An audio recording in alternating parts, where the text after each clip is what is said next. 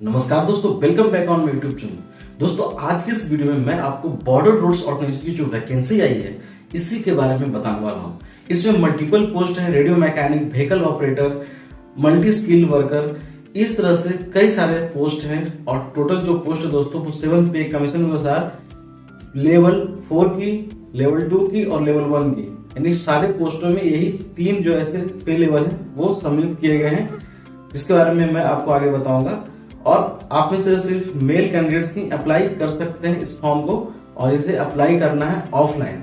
दोस्तों इसका selection procedure किस तरह से तो थोड़ा मैं बता देता हूँ। रिटन एग्जामिनेशन होगा, उसके बाद प्रैक्टिकल टेस्ट इसमें जरूरी है वो होगा, उस फिजिकल एफिशिएंसी टेस्ट होगा, ठीक है, और मेडिकल एग्जामिनेशन, ठीक है। इन सब के बाद ही प्रोसेस फाइनल की जाएगी, यानी कि आपका मेरिट जो बनेगा वो सिर्फ रिटेन मार्क्स पे ही बनेगा, बाकी तो क्वालिफाइंग नेचर का होगा, ठीक है दोस्तों। इसमें एज क्राइटेरिया, क्वालिफिकेशन और भी जो महत्वपूर्ण बातें हैं मैं आपको वीडियो के आगे पार्ट में बताऊंगा। उससे पहले दोस्तों अगर आप इस चैनल पे नए हैं तो चैनल को सब्सक्राइब करना बिल्कुल ना भूलें, साथ में बेल आइकन को प्रेस कर दीजिए जिसकी आपको आने वाली वीडियो की नोटिफिकेशन सही टाइम पे मिल सके। और साथ में दोस्तों आपको इस फॉर्म से रिलेटेड कोई भी क्वेरीज है आप मुझे शेयर करें, मैं आपको जरूर जवाब दूंगा, आपको फॉर्म भरने में हेल्प होगा, ठीक है। तो चलिए वीडियो को शुरू करते हैं। तो दोस्तों ये बॉर्डर रोड्स ऑर्गेनाइजेशन की ओरिजिनल वैकेंसी है और इसमें कितनी रिक्तियां हैं इसके बारे में तो जानेंगे ही। सबसे पहले देखें कि अप्लाई किनको करना है, तो साफ साफ लिखा हुआ है नोटिफिकेशन में कि सिर्फ मेल्स ओनली, यानी पुरुष ही इसमें अप्लाई कर सकते हैं, फीमेल कैंडिडेट्स अप्लाई नहीं कर सकती हैं, ठीक है। इसके बाद देखें कि सारे पोस्ट मिलाकर वैकेंसी कितनी है, तो 567 है। और सबसे ज़्यादा जो वैकेंसी दिख रही है वो आपको व्हीकल मैकेनिक में अच्छी खासी संख्या में वैकेंसी है। करंट और बैकलॉग मिलाकर के 236 वैकेंसी है। और में भी वैकेंसी है, ऑपरेटर कम्युनिकेशन में भी वैकेंसी अच्छी है।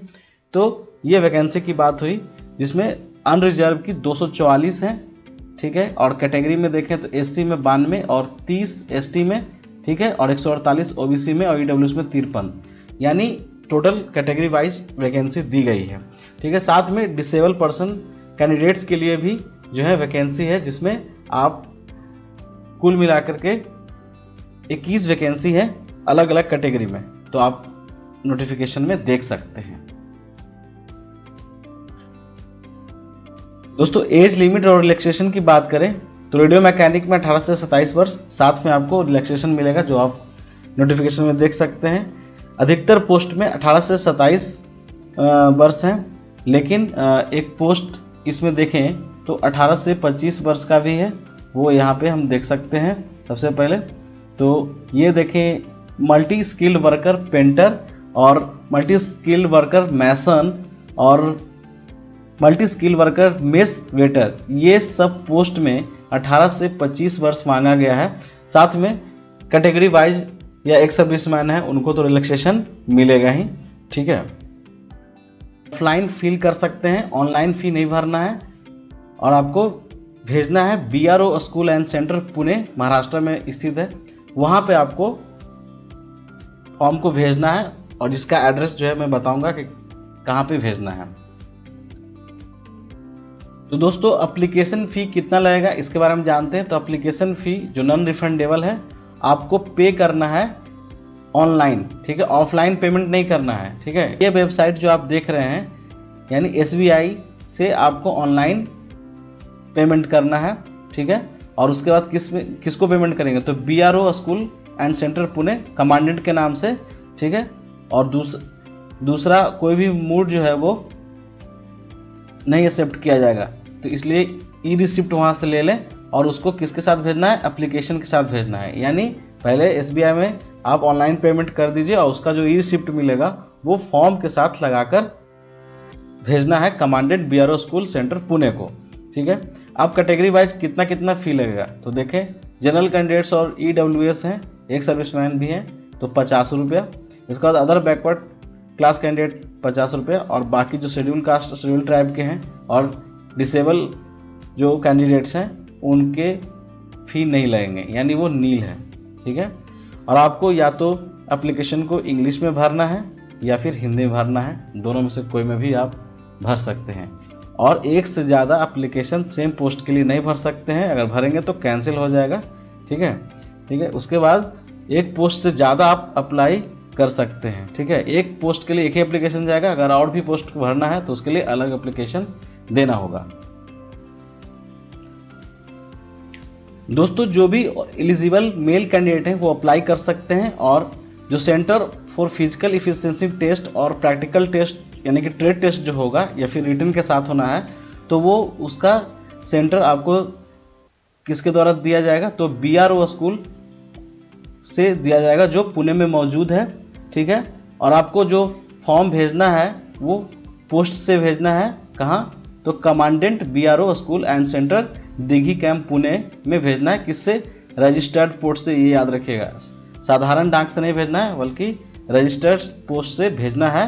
साथ में एक्नॉलेजमेंट भी लगा के भेजना है, जिससे पता चलेगा आपको कि आपका फॉर्म जो है वो रिसीव हो गया, वो आपको वापस मिल जाएगा सबमिशन होने के बाद।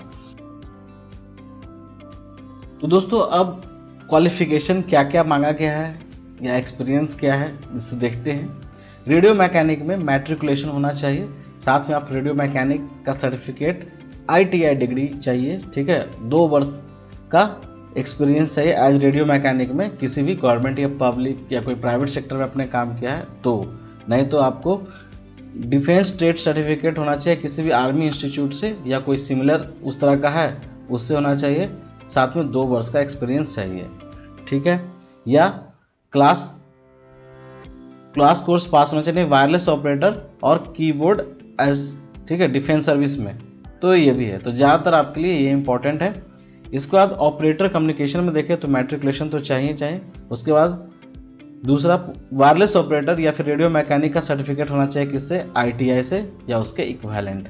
ठीक है, और भी है, डिफेंस ट्रेड सर्टिफिकेट है, तो वो तो किसी आर्मी एस्टेब्लिशमेंट वगैरह से मिलता है। ठीक है, तो मेन क्वालिफिकेशन ये है, बाकी आप नोटिफिकेशन में देख सकते हैं। और पोस्ट के लिए देखें तो यहाँ देखें driver mechanical transport ordinary grade में देखें तो इसमें भी मैट्रिकुलेशन चाहिए किसी भी बोर्ड इक्विवेलेंट से। साथ में heavy motor vehicle driving licence चाहिए, तो ये बिल्कुल याद रखिएगा। और ये भी अगर ये नहीं है तो ये आपके पास होना चाहिए। व्हीकल मैकेनिक में देखें तो मैट्रिकुलेशन होना चाहिए, साथ में मैकेनिक इन मोटर व्हीकल या फिर डीजल हीट इंजन, इसमें आपका ITI ट्रेड होना चाहिए, सर्टिफिकेट होना चाहिए। इसके बाद यहाँ देखें positioning certificate mechanic of internal combustion engine trade from national training institute और इक्विवेलेंट, यानी ITI से ये डिग्री आपके पास होनी चाहिए। मल्टी स्किल्ड वर्कर या ड्रिलर देखें तो इसमें मैट्रिकुलेशन और proficiency test in trade conduct by border organisation के द्वारा आपको लिया जाएगा कि किस तरह से आप काम करते हैं ड्रिलिंग का वो। ठीक है, और फिजिकल टेस्ट क्वालिफाई भी करना पड़ेगा, तो according to guidelines of BRO। ठीक है, मल्टी स्किल्ड वर्कर मैसन, क्योंकि मल्टी स्किल है और भी कुछ भी काम मिल सकता है इसमें, तो मल्टी स्किल इसलिए बोला गया है। तो इसमें देखें सर्टिफिकेट ऑफ क्या होना चाहिए, building construction bricks mason from industrial training institute से, या फिर ITI होना चाहिए या फिर NCVT, किसी भी से आपको ये सर्टिफिकेट होना चाहिए। तो ज़्यादा इंपॉर्टेंट ये है, बाकी तो ये डिफेंस वाला है। ठीक है,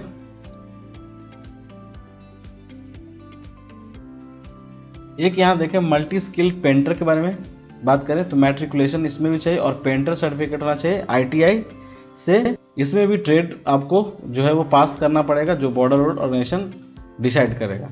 मल्टी स्किल्ड वर्कर यानी मेस वेटर में देखें तो इसमें मैट्रिकुलेशन और proficiency test in trade test के लिए आपको कहा जाएगा, जो बॉर्डर रोड ऑर्गेनाइजेशन के द्वारा आयोजित किया जाएगा। ठीक है, और फिजिकल टेस्ट में आपको पास भी करना है according to guidelines of BRO।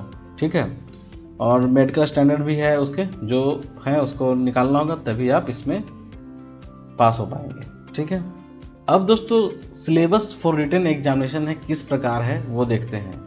तो रेडियो मैकेनिक के लिए पूरा क्वेश्चन कहाँ से आएगा, इलेक्ट्रॉनिक सर्किट है, वायरलेस इक्विपमेंट्स हैं, स्विच बोर्ड है 10 लाइन्स तक, उसका ऑपरेशन ऑफ बैटरीज, मैकेनिज्म है, मोर्स कोड है या फिर जनरल नॉलेज उससे रिलेटेड।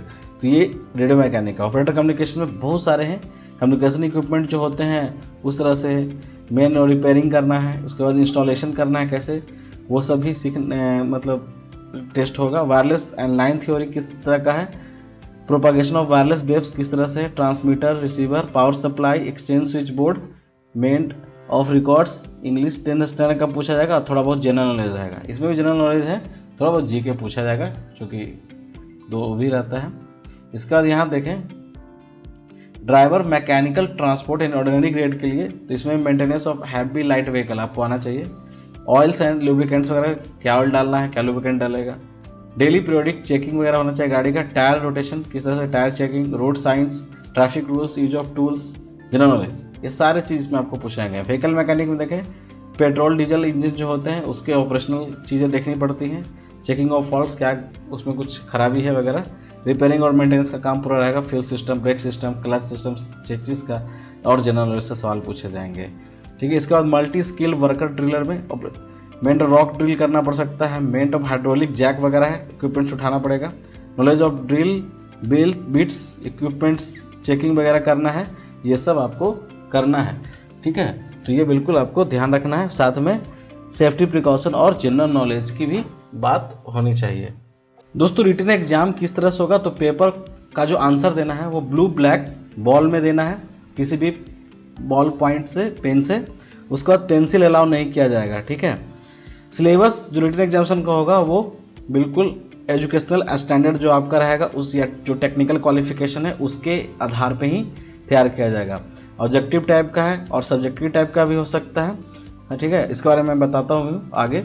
इसके बाद दोस्तों पेपर जो होगा वो बाइलिंगुअल होगा, इंग्लिश हिंदी, जैसा कि मैंने पहले भी बताया है। और टाइम आपको 1 घंटे से 3 घंटे हो सकता है ट्रेड के अनुसार। ठीक है। और OMR पर एग्ज़ाम लिया जाएगा जो मैंने बताया है। ठीक है।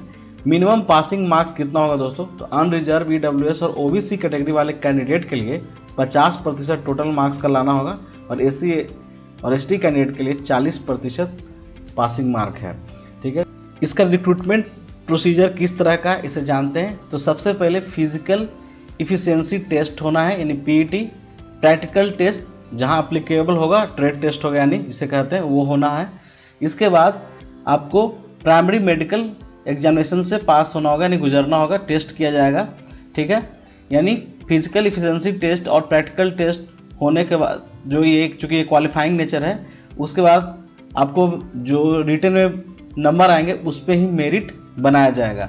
ठीक है। और मेरिट बनाने के बाद ही फाइनल सेक्शन के लिए अलॉट किया जाएगा, ये आपको ध्यान रखना है।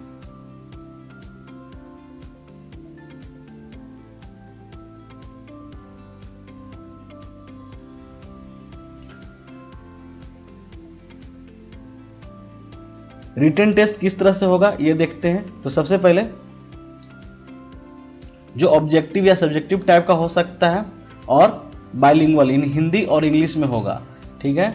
ऑब्जेक्टिव पार्ट जो टेस्ट होगा रिटन वो OMR बेस्ड होगा। ठीक है, ऑनलाइन नहीं एग्जाम होगा, बिल्कुल जाने। उसके बाद सब्जेक्टिव पार्ट जो होगा वो आंसर शीट पे लिखना है, आपको आंसर शीट दिया जाएगा उस पर आप लिखना है। ठीक है।